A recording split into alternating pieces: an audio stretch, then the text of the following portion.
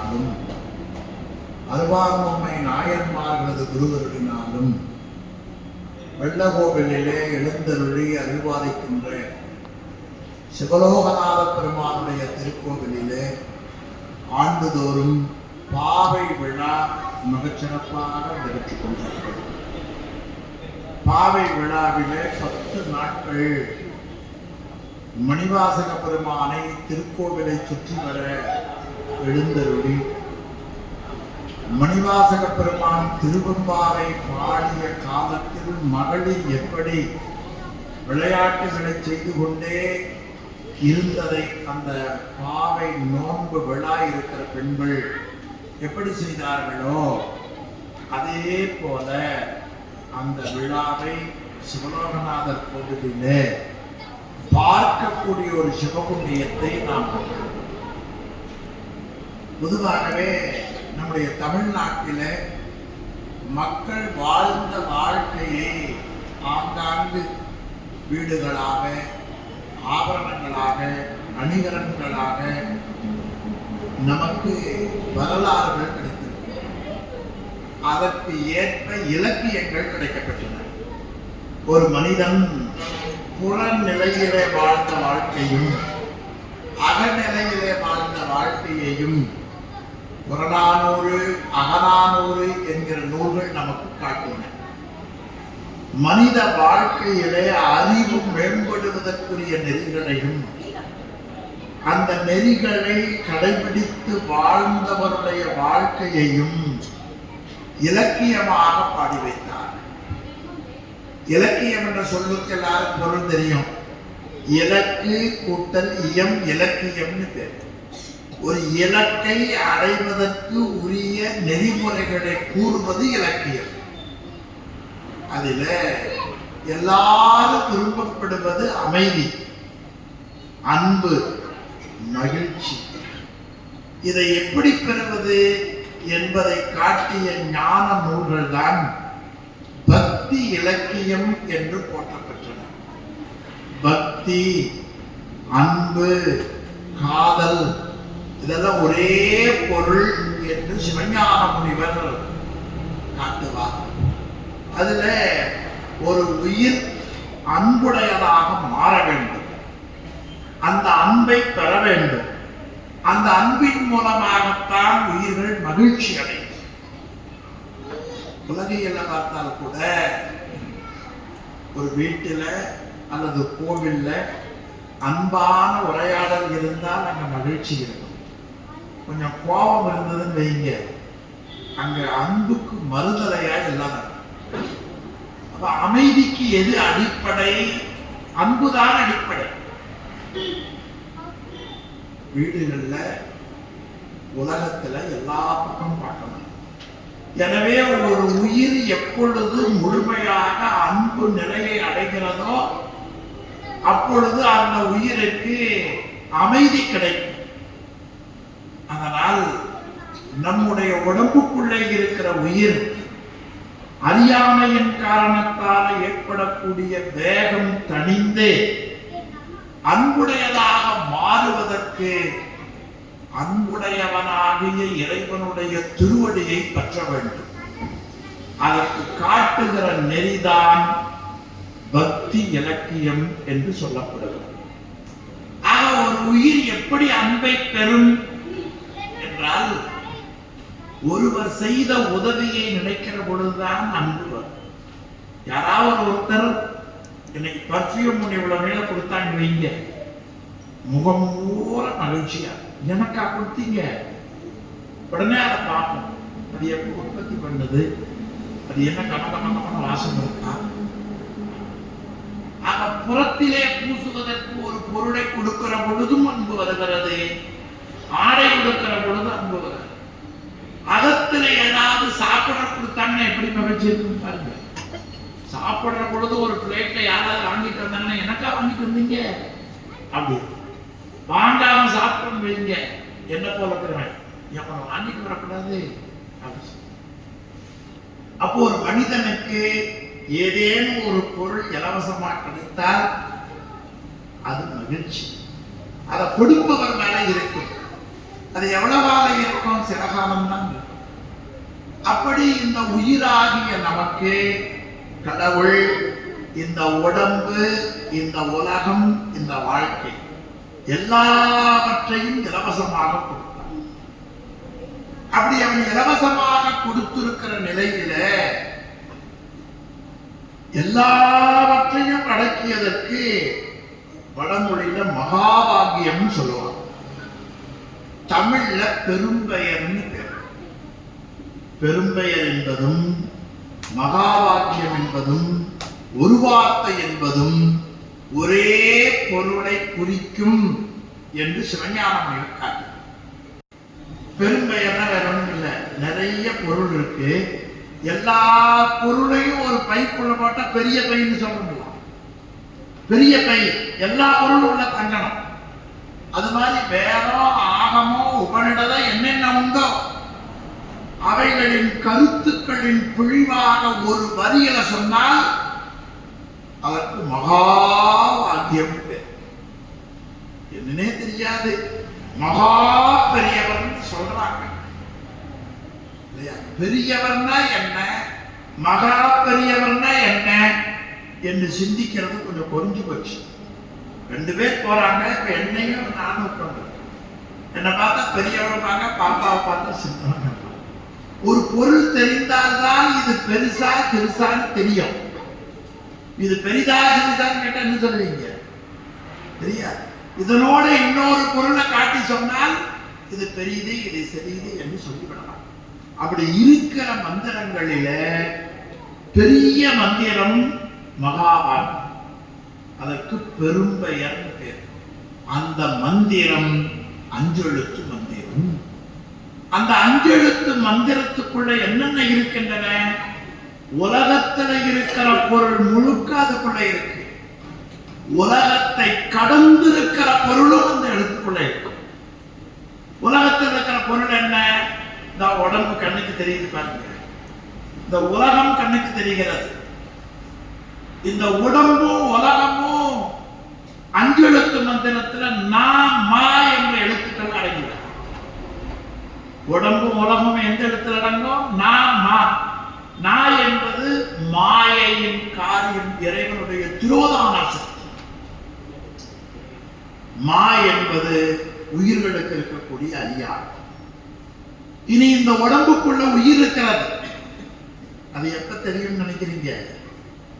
போனதுக்கு அப்புறம் தான் தெரியும். அடாடா நம்ம உயிர் பிரகடிச்சா அப்படிதான் தெரியும். ஆகவே உடம்புக்குள்ள உயிர் இருக்கிறது. அது யா என்கிற எழுத்துக்கு.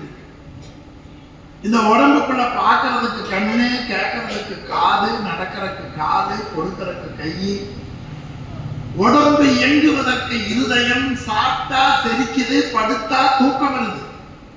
சில நேரம் ஆராஜா பஞ்சலாம், சில நேரம் அதை எரிஞ்சு விடலாம். இப்படி மாறுபாடுகள் நமக்கு இருக்கின்றன. இவையெல்லாம் கடவுள் கொடுத்தார். அதற்கு ஆற்றல், சக்தின்னு பேரு, அதற்கு வான் பேர். இதெல்லாம் கொடுத்தவருக்கு சீனு பேர்.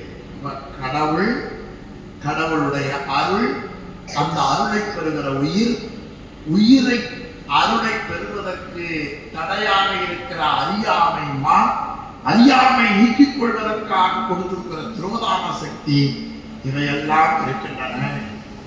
எனவே அந்த 5 எழுத்துக்கு பெரிய பெயர் என்று சொன்னார்கள், மகாபாகியம் என்று சொன்னார்கள், ஒரு வார்த்தை என்று சொன்னார்கள். அந்த மந்திரம்தான் நமச்சிவாய. சாதாரணமான சொல்லு கிடையாது. உடம்பு உலகம் அதுக்குள்ள இருக்கு. இந்த உலகத்தை கடந்த பொருள் அதுக்குள்ள இருக்கு. உலகத்தை கடந்தவன் யார்? இறைவன். அவருக்கு என்ன பெயர்? கடவுள். உலக பொருள்களோடு உள்ளேயும் இருப்பார், கடந்தும் இருப்பார். கடந்திருப்பதால கட, உள்ளிருப்பதால உள். எனவே அவருக்கு காரண பெயர் கடவுள். அந்த எழுத்து 5 எழுத்து மந்திரம். அந்த மந்திரத்தை சொல்லி அந்த மந்திரமாயிருக்கிறவனுடைய வெளிப்பாடுகளை சொல்லி அது வாழ்க வெல்க, அதை வணங்குகிறேன் என்ற அமைப்பு முறையில உலகத்துல ஒரு இலக்கியம் இருக்கும் என்று சொன்னால் அது திருவாசகம்தான். அஞ்செழுத்து மந்திரத்தை முதலாக கொண்ட எந்த நூலும் கிடையாது. அடியார் பெயர் மந்திரமா கொண்ட நூல் உண்டு. திருநாவுக்கரசு நாயனாருடைய வரலாற்றில் திருநாவுக்கரசு என்பது குரு பஞ்சாக்கரம் இல்லையா? அந்த பெயரை தன் பிள்ளைக்கு சூட்டணும்னு அப்பா நினைச்சிருக்காங்க. அது எவ்வளவு பெரிய ஞானம். இப்ப அதாவது குழந்தை பிறந்த உடனே குழந்தை பிறக்கிறதுக்கு காரணமாக இருக்கிற கடவுளை விட்டுட்டு நியூமராலஜி பார்த்து அதையும் ஆங்கிலத்துல மொழிபெயர்த்து அந்த ஆங்கில எண்ணில பொருத்தம் பார்த்து வைக்கிற நிலைதான் இன்னைக்கு இருக்கிறது. திருநாவுக்கரசு வளர் திருத்தொண்டின் நெறி என்று சேர்க்கிறார். அது மாதிரி தமிழ்ல இருக்கிற இலக்கியங்களிலேயே மிக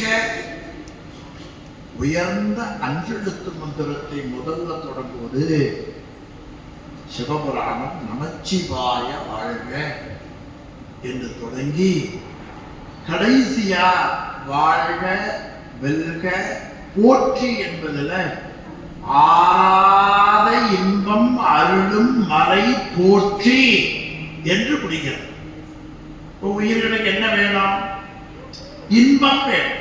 இன்பம்னா என்ன? மகிழ்ச்சியா சந்தோஷமா இருக்கு. பணம் கிடைத்தா ஒரு விதத்துல மகிழ்ச்சி, சாப்பிட்டா மகிழ்ச்சி, தூங்கினா மகிழ்ச்சி இல்லையா? நண்பர்களோட பேசிக்கொண்டிருந்தா மகிழ்ச்சி, எதமே கவனிக்காம விட்டா மகிழ்ச்சி. இப்படிதானே இருக்கு. பள்ளிக்கூடம் போறவனுக்கு எது மகிழ்ச்சி? இன்னைக்கு பள்ளிக்கூடம் லீவுன்னா மகிழ்ச்சி.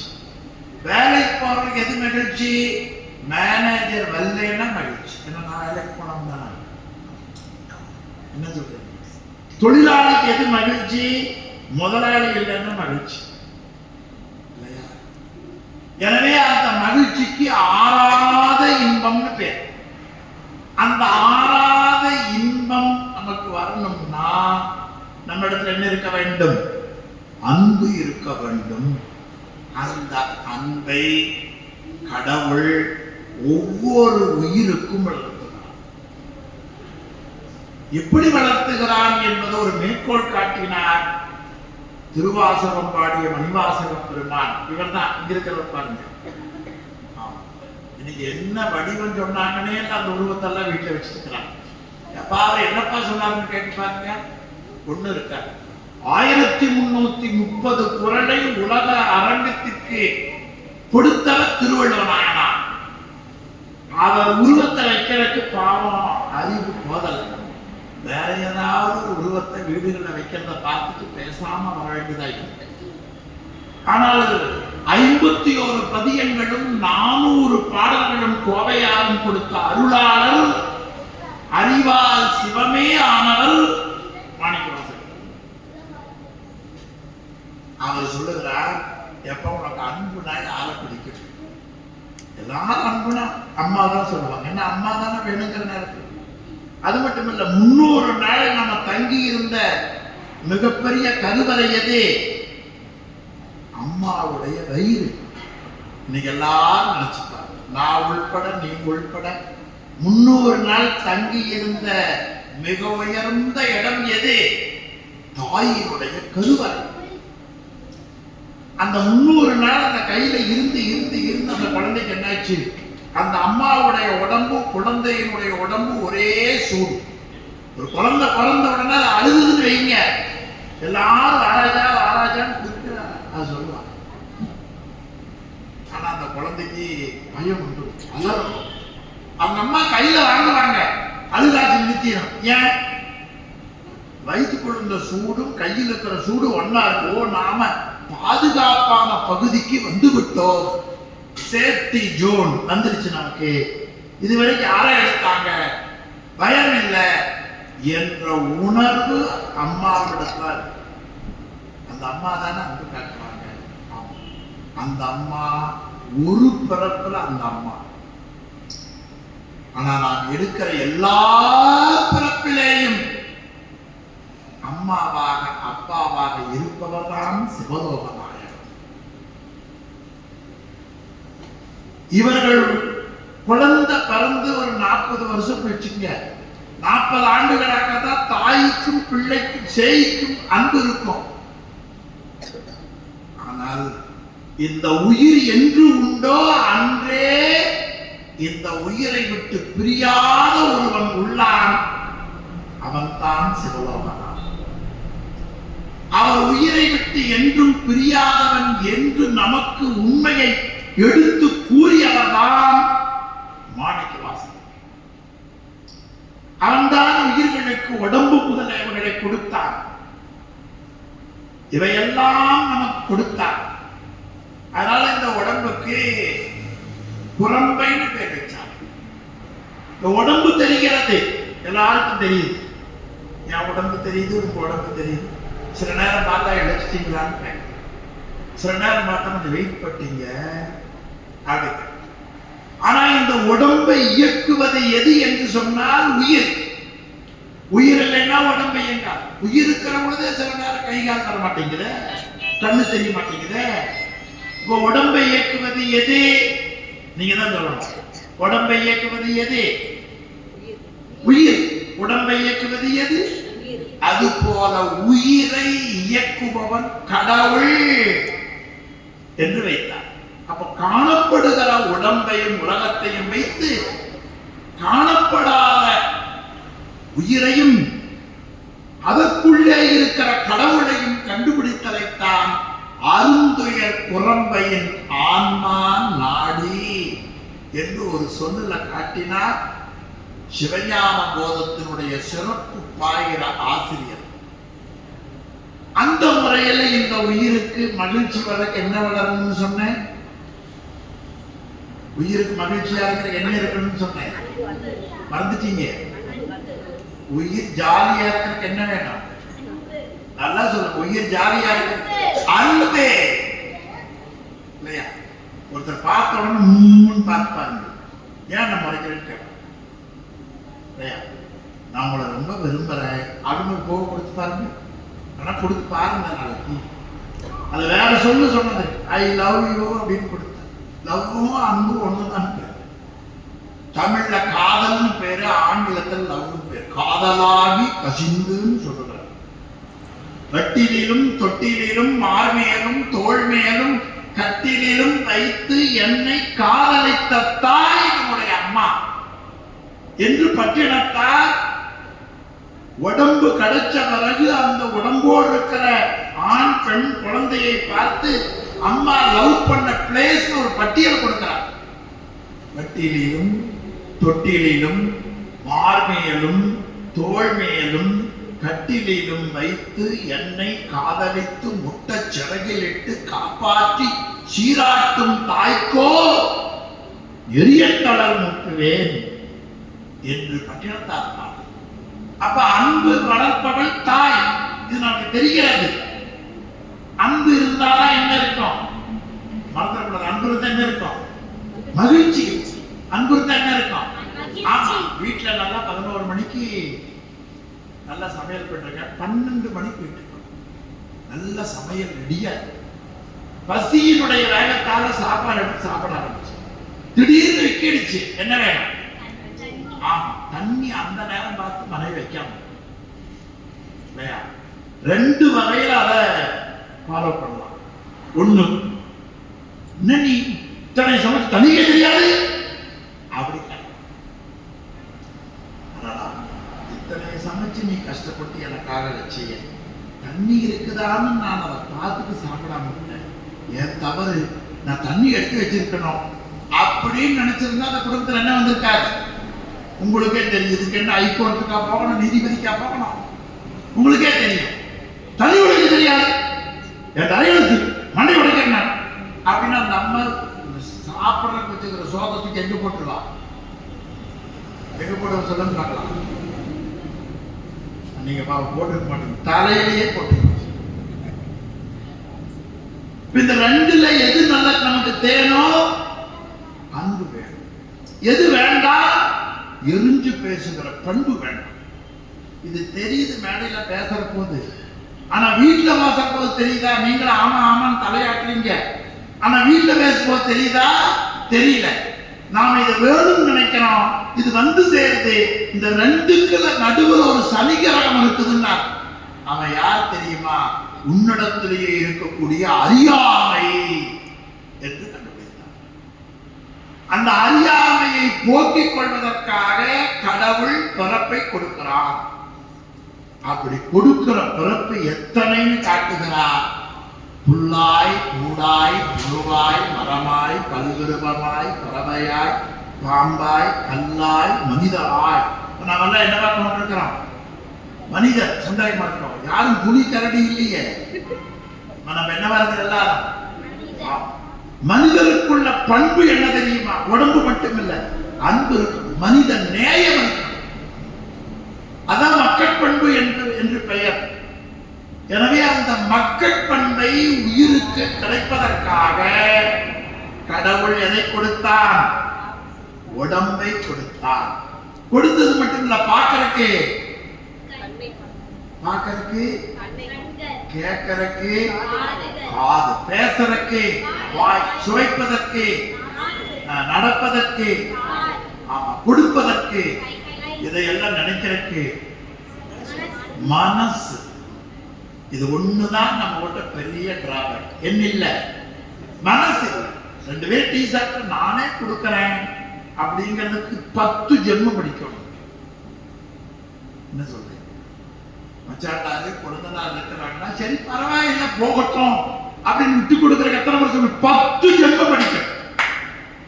இல்லைன்னா பாக பிரச்சனை வந்து நீயா நான் பாரு 2 பேர் கோர்ட்டுக்கு போய் சம்பாதிச்ச காசை நீதிபதிக்கு வழக்கறிஞர் கொடுத்து விட்டு நடு ரோட்ல போண்டா போட்டு விற்கிறது தவிர வேற வழியே கிடையாது.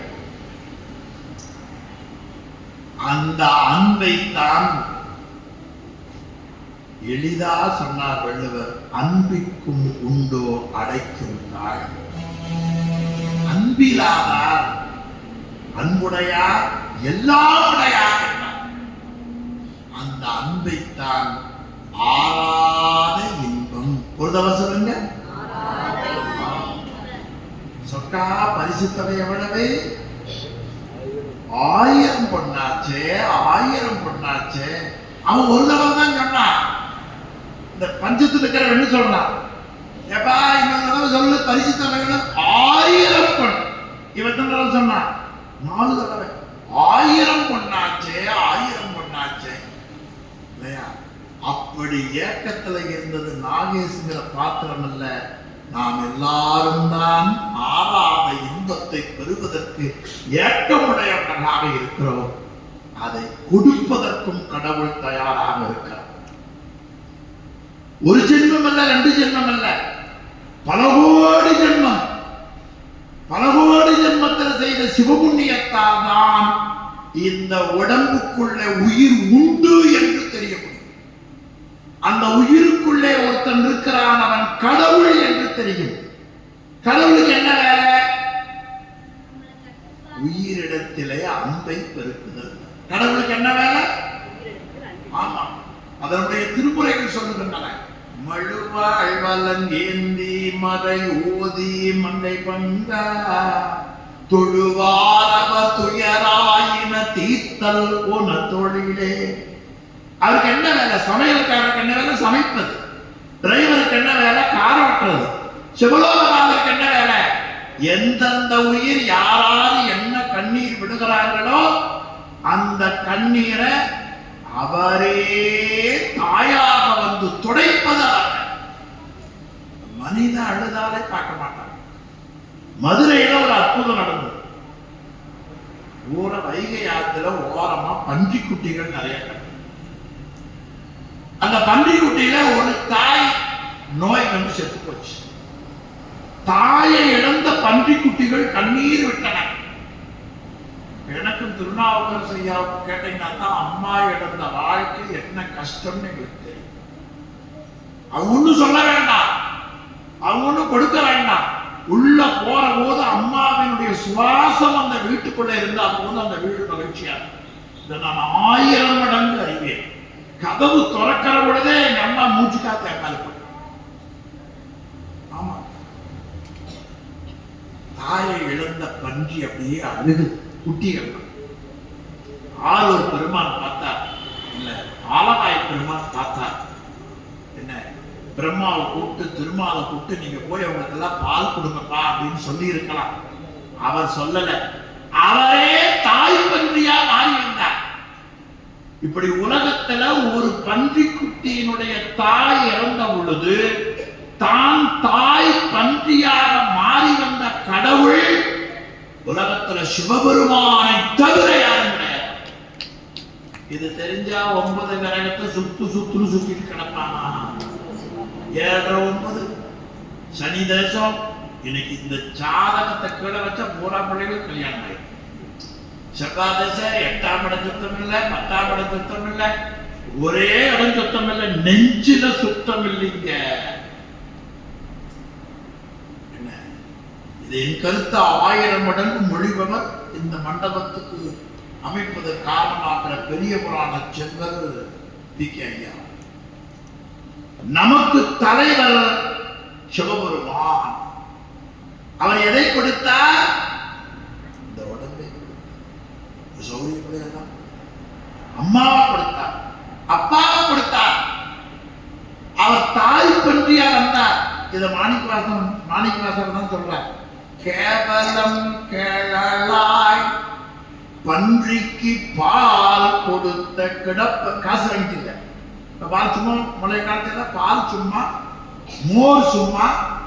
இப்பெல்லாம் என்ன, கடவுளை காசு வாங்கினாலும் பரவாயில்ல, கலந்து வேற கொடுத்துறாங்க. கேவலம் கேளாய் பன்றிக்கு பால் கொடுத்த கிடப்பறிவ எம்பிரான் ஆவாரே. அவர்தான் இந்த உயிர்களுக்கு ஆறாத இன்பத்தை கொடுப்பார். கொடுக்கிறதுனா இப்ப வெளியே சாம்பார் சாதம் வச்சிருக்கு, தயிர் சாதம் சரிதானான்னு தெரியல, அப்படி வச்சுக்கங்க. கூட ஒரு எலும்பு சாதம் வச்சிருக்கு. இப்ப நம்ம ஐயா திருவாசக செம்மல் ஐயா, திருவாசகமே அவர் வடி. அவருக்கு இப்போ இரவு உணவு உடல் பொருத்தப்படி 2 இட்லி தான் சாப்பிடும். சில பேருக்கு சாப்பாடு ஆகாது, ஏத்துக்காது. ஐயா இருக்கு இட்லி தான், 2 இட்லி. சில பேருக்கு காரமா குழம்பு வேண்டும், காரமா வேணுமா அப்படி வேண்டாம். சில பேருக்கு இனிப்பு அதிகமா இருக்கணும், அப்படிதானே? சில பேருக்கு புளிப்பு அதிகமா இருக்கணும், சில பேருக்கு உப்பு அதிகமா இருக்கணும், இல்லையா? இத்தனை பேருக்கு எவ்வளவு டேஸ்ட் என்ன ஒன்னேங்க. எங்க ஐயா ஒருத்தர் இருந்தா, நல்ல சமையல், அழகா சாப்பிட்டோம். நான் கேட்டேன், ஐயா சாப்பாடு இந்த ஊறுகாய் ஒண்ணுதான் நல்லா இருக்குதுங்க அப்படின்னு அர்த்தம். அது ஒண்ணுதான் வாயில் வைக்கிற மாதிரி காரம்.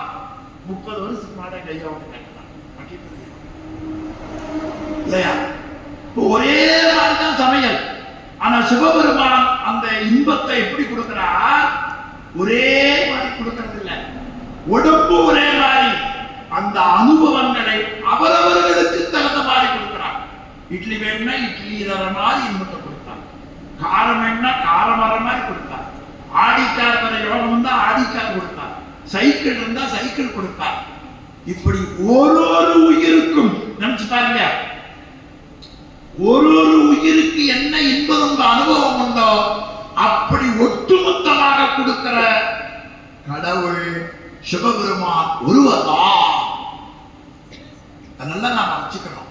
நவகரகமோ ஏனைய கடவுளோ இவர் விட்ட வாங்கிதான் கொடுக்கும்.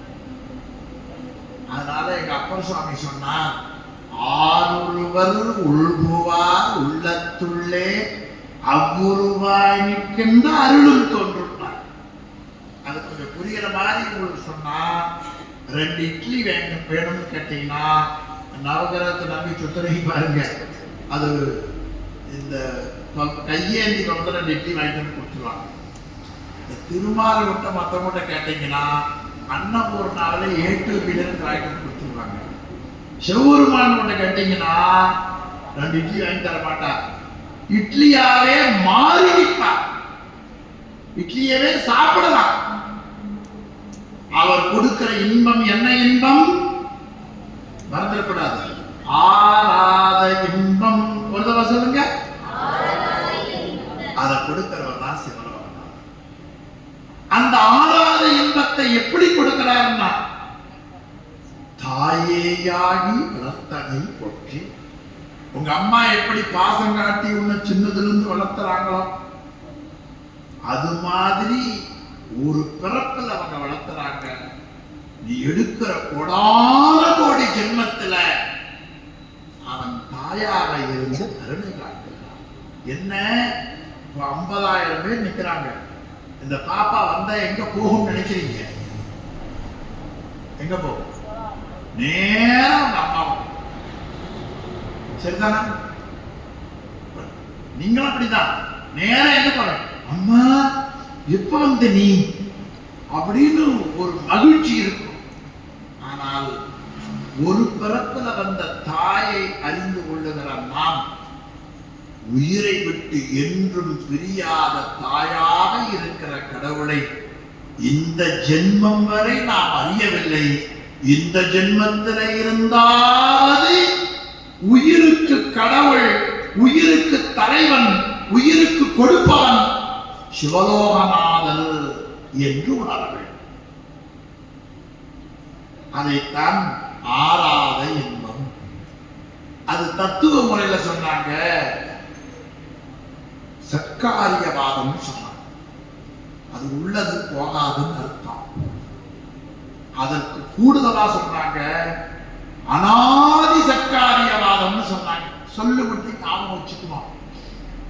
ஆதினா தொடக்கம்னு அர்த்தம், அனாதினா தொடக்கம் இல்லாதம்னு அர்த்தம். நீங்க பாடுகிற திருவெம்பாவையில முதல் வரி என்ன? ஆதியும் அந்தமும் இல்லாரும் பேரும் சோதியையாம் பாட. நீங்க யார பாடுறீங்க? அழிந்து போகக்கூடிய உலக மக்களை பாடவில்லை, அழியக்கூடிய உலக பொருள்களை பாடவில்லை. உங்க நாக்கு யாரை பாடுகிறது? நீங்களே பெருமைப்படலாம். ஆதியும் அந்தமும் இல்லா அரும் பெரும் சோதியை நாம் இந்த ஜென்மத்துல இந்த பிறப்புல இன்னைக்கு பாட வாய்ப்பை பெற்றோம். இதுதான் நமக்கு இருக்கிற மிகப்பெரிய பெருமை. அதனால அவருக்கு பேரே அனாதியானவன் பேர். அதே மாதிரி உயிர் என்னைக்குண்டோ அன்னைக்கே உயிர் போடுறது அறியாமை. அந்த உயிரோட இருக்கிற அறியாமையை போக்கிக் கொள்வதற்கு உயிரை விட்டு என்றும் பிரியாதவன் சிவபெருமான். எனவே உள்ள பொருள் அவனுடைய ஆற்றல், அந்த ஆற்றல் அறியாமையை போக்குவதற்காக என்றும் உன்னை விட்டு பிரிவதில்லை என்று சொல்லுகிற சொல்தான் அனாதி சர்க்காரியவாதம். இது இன்னைக்கு பேச கொடுத்த தலைப்புல கடைசி பாடல் நல்காது ஒழியா. இது அடியனுடைய தலைப்பு. நல்குதல்னா கொடுத்தல் அர்த்தம். நல்குதல்னா கொடுத்தல். திருமுருகாற்றுப்படையில ஒரு தொடர், பெரும் பெறல் பரிசு நல்குமதி. சுவாமி முருகனிடத்துல பக்தர்கள் கேட்கிறாங்க, பெரும் பெறல் பரிசு நல்குமதி. யார் பெற முடியாத வீட்டின்பத்தை கடவுளே நல்கு, எனக்கு கொடே. நல்குமதிங்கிறார். அவன் எப்படி கொடுப்பா? எங்கேயோ இருந்து கொடுக்க முடியுமா? நமக்குள்ளேயே இருக்கிறான். அவன் எப்படி இருக்கிறான்? இன்பத்தை கொடுப்பவன். இமைப்பொழுதும் என் நெஞ்சில் இல்லாமல். நமக்கு துன்பத்தை கொடுக்கிற அறியாமை எப்படி இருக்குது? எப்பொழுது இருக்குது, கூடவே. அந்த அறியாமையை போக்குவதற்கு ஒரே வழி உயிருக்குள்ள எப்பொழுதும் கொடுத்து கொண்டிருக்கிற சிவபெருமானை வணங்குதல் தான். இருட்டு இருக்கு, இருட்டு போகணும்னா என்ன தோன்றணும்னு நினைக்கிறீங்க? லைட் ஆஃப் பண்ண சொல்லிட்டா அவன் தெரியும், உடனே செல்போன் ஆன் பண்ணி. சூரிய உதயத்தால் ரெண்டு நடக்குதுன்னாங்க. ஒன்னு இருட்டு போகுது, இன்னொன்னு பொருள் தெரிகிறது. அப்ப சூரியனுடைய உதயம் எவ்வளவு நன்மை? ஒண்ணு இருட்டு போச்சு, உண்மையா இல்லையா? லைட் ஆஃப் பண்ணிடுறோம், பாப்பான்னு சொல்றோம் பாருங்க. லைட் வந்தா என்ன தெரியும்?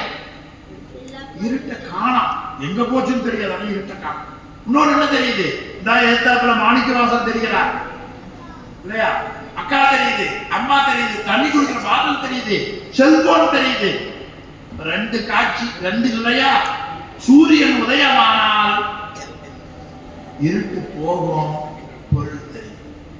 அது மாதிரி இமைப்பொழுதும் என் நெஞ்சில் நீங்காதாகிய சிவபெருமானை நீங்கள் உணர்வீர்களே, ஆனால் அறியாமையாகிய இருள் போகும், உண்மை பொருளாகிய சிவம் உங்களுக்கு தெரியும். அந்த கருத்துலதான் சிவமும் சக்தியும் எப்படி இருப்பார்கள் என்று மாணிக்கவாசன் காட்டுகிறார்.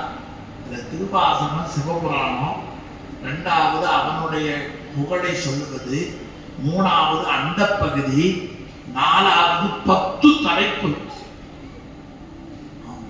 அஞ்சாவது நீத்தல் விண்ணப்பம்,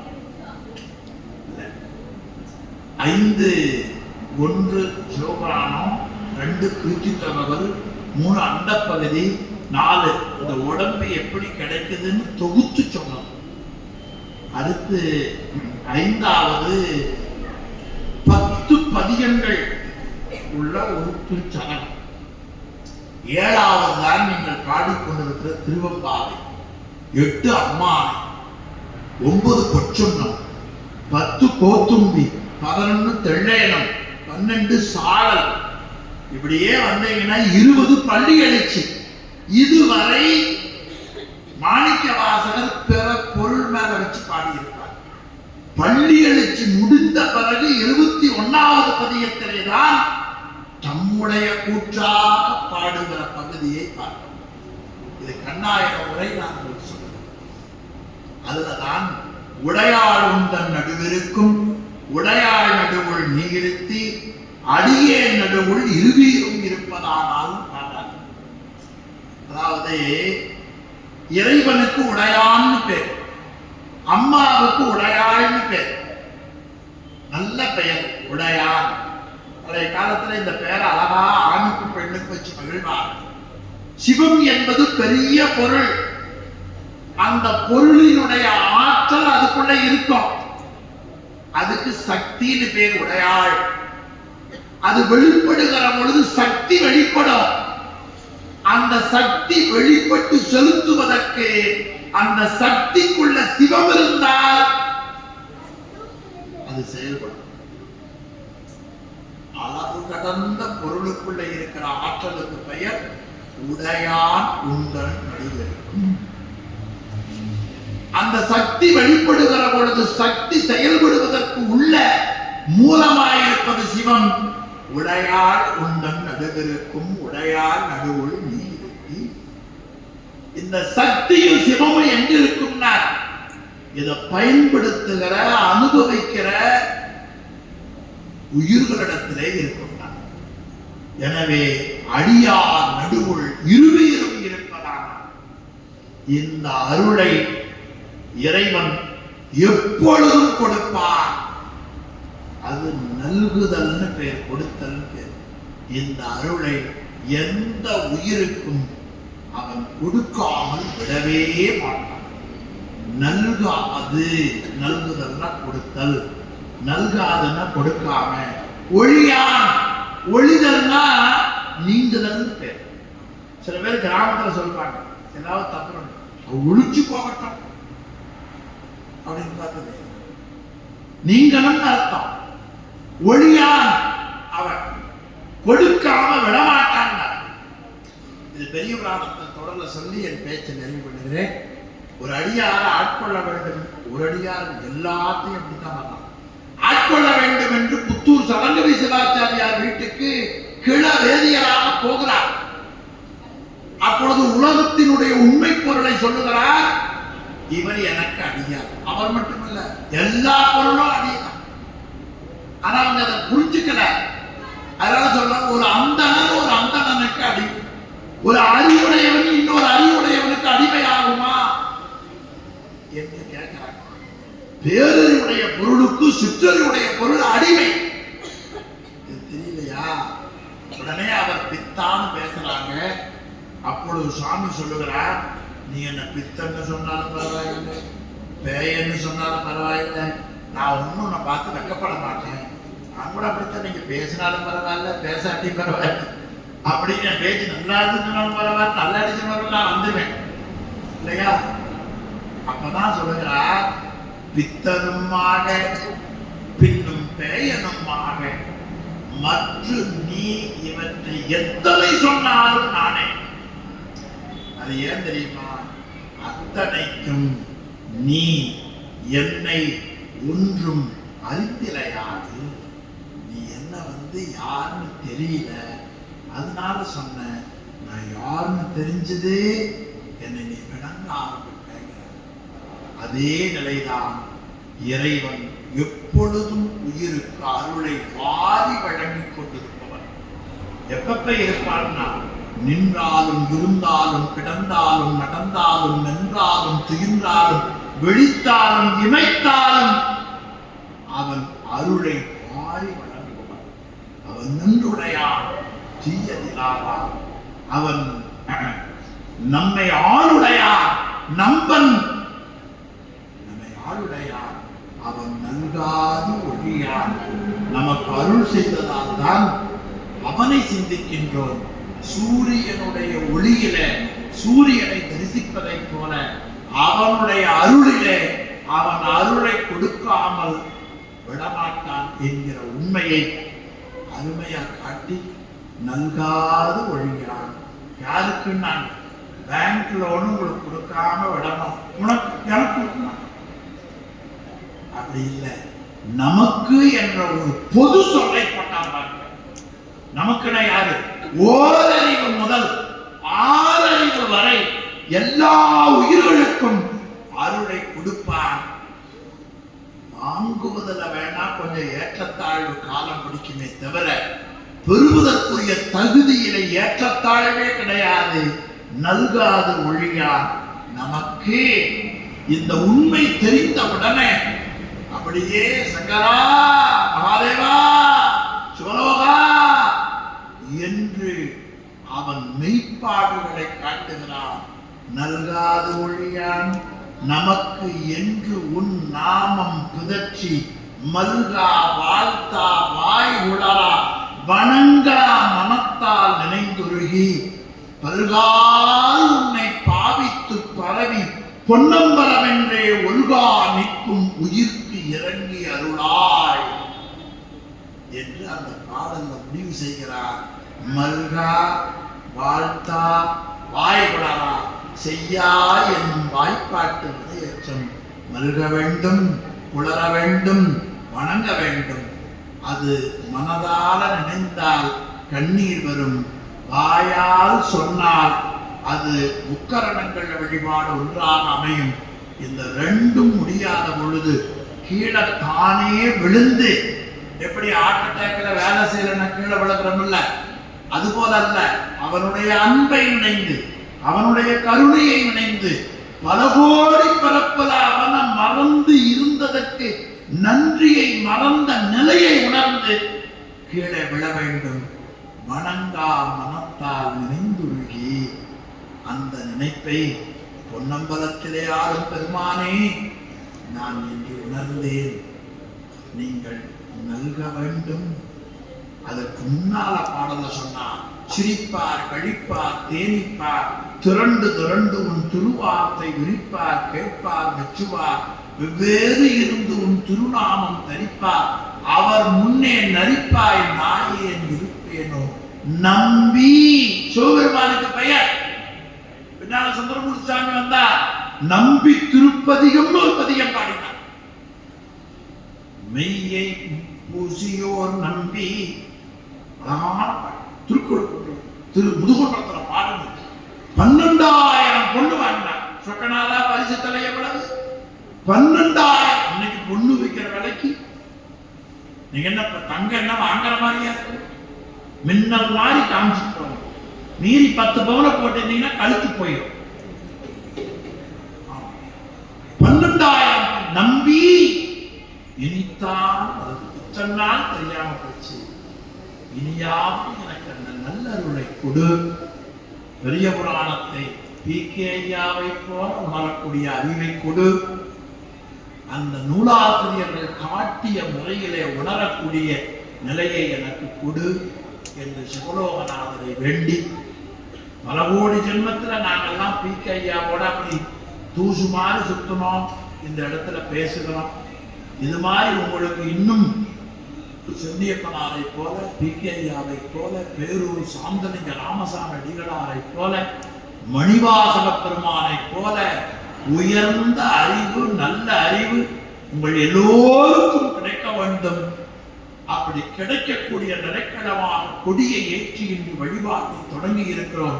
10 நாளில் பரிபூரணமாக அவை கிடைக்க வேண்டும் என்று இறைவனை வேண்டி உங்கள் எல்லோரையும் வாழ்த்தி இந்த நல்ல வாய்ப்பை கொடுத்த அண்ணா அவர்களுக்கும் அவருடைய அருமை திருமகனார் உமாபதி ஒரு தோத்திரம் ஒரு சாஸ்திரம் அவர்களுக்கும் உடன் இருக்கிற பெரியவர்கள் எல்லாம் இதற்கு பின்புலமாக இருக்கிறார்கள். அவர்களுக்கும் என்னுடைய பணிவு கலந்த வணக்கத்தையும் வழிபாட்டையும் கூறி இந்த அளவிலே நல்காது ஒழியார் என்ற தலைப்பை உங்களுக்கு சொல்லாக சொல்லி என் உரையை நிறைவு செய்கிறேன். சிவாய காவாய் கனகத்திரளே போற்றி, கைலை உரையானே போற்றி, அருள்மிகு சிவலோகநாத பெருமானுக்கே அரோகரா.